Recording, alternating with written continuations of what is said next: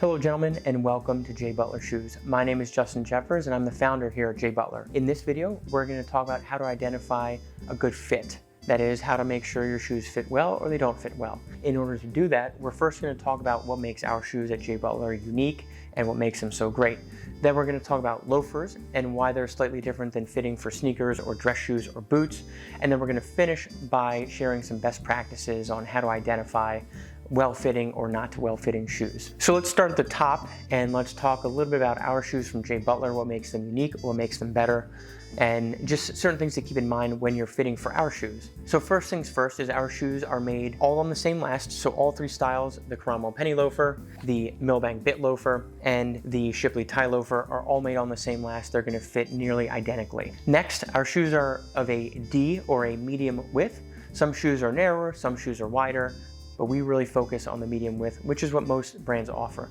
We will be offering and adding to our assortment a wide width shoe, likely in a double E width, sometime in April or May of 2021. Next, our shoes are unique. They have a slightly more streamlined sole, very soft, very flexible, yet still very durable, full leather sole, and a shorter or lower vamp, which is very nice, very unique, great for summertime and warmer weather. It allows for greater breathability, and for guys who have fitted shoes with a high instep, these shoes are great because you don't have as much of the vamp covering your foot, so it's easier to slide your foot into the shoe.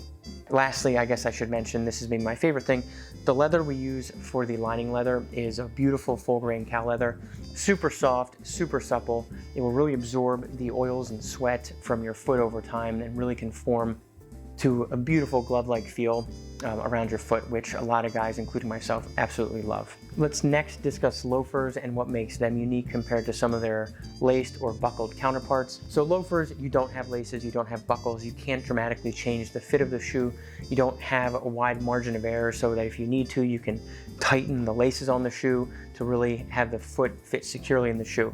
With loafers, it's more of a what you see is what you get type of situation. You want to make sure out of the box that the loafers are fitting you in a comfortable and secure manner. So what that means is you want to make sure that up around the ball of the foot, like the widest part up here, and the toes, they're going to be snug. Not tight, not constricting, but snug. And around the heel, you can have some snugness, but you don't want them to be super, super tight. And be a little loose if needed. I think it's more important that up around the ball and the toes that the shoes are snug, because that's really what's going to lock the shoe onto the foot, especially over time. Now let's move on to really what's most important about this video, and that is some of the best practices for identifying and ensuring a good fit. And I'll kind of open up by saying what's most important is that you're comfortable in your shoes. And by comfortable, I mean you can wear the shoes throughout the day, throughout the night, and they're not going to be painful. You're going to be happy to wear them. You're going to feel comfortable. What comfort is relative. You may like tighter shoes. You may like looser shoes. That's on you to figure out, but I'm going to help you kind of think through and work through that process. In order to effectively move through this discussion, I'm going to divide it into 4 different sections. The first is going to be administrative kind of matters as it relates to fit. The second is going to be foot-specific matters. The third is going to be shoe-specific matters. And the fourth is going to be kind of a catch-all miscellaneous matters. Moving back to the first, we have administrative matters. The first thing I want to say is try your shoes on carpet.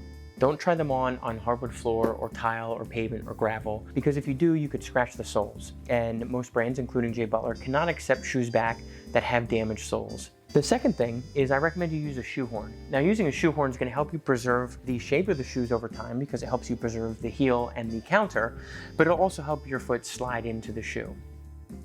The next thing that's worth mentioning is don't get attached to a certain size of shoe. If you've been wearing a size 10 for the last 20 years, you may fit slightly differently or have a different size in our shoes or another brand's shoes. So be open to trying a 9.5 or a 10.5. Lastly, I recommend trying your shoes on with whatever socks you're going to be wearing when you normally wear them.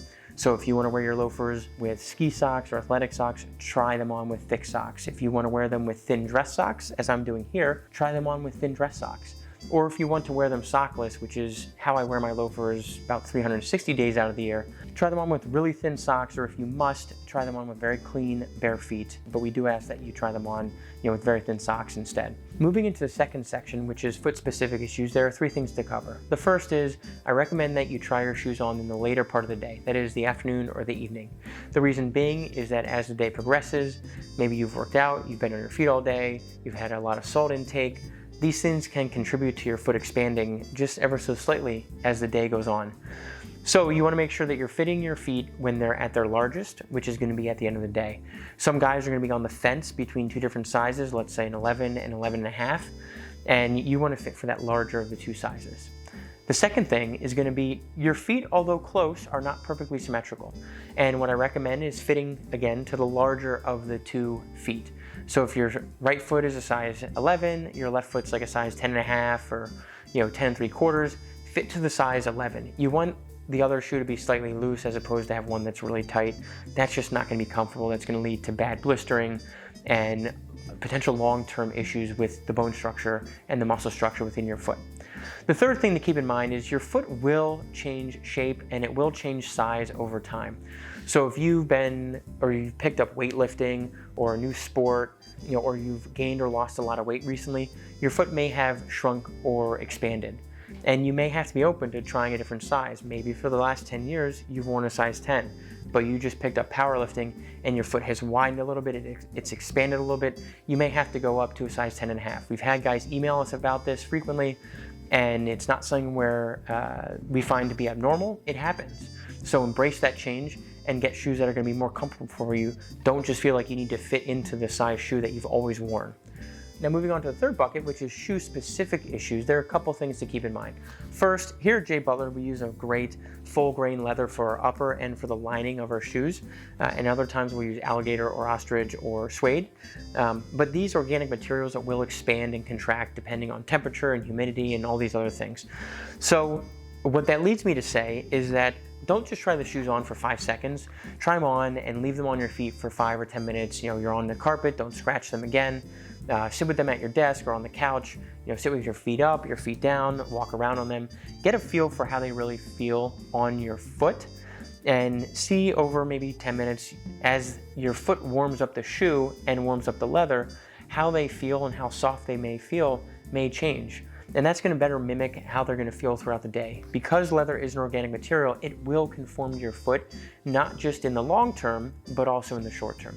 The second thing to keep in mind is, speaking of that long-term conforming of the leather, our shoes will expand slightly on the width, but not on the length. If you have a little wider foot, as I said before, our shoes are meant to be a little snug when you first put them on, around the toes and the ball of the foot.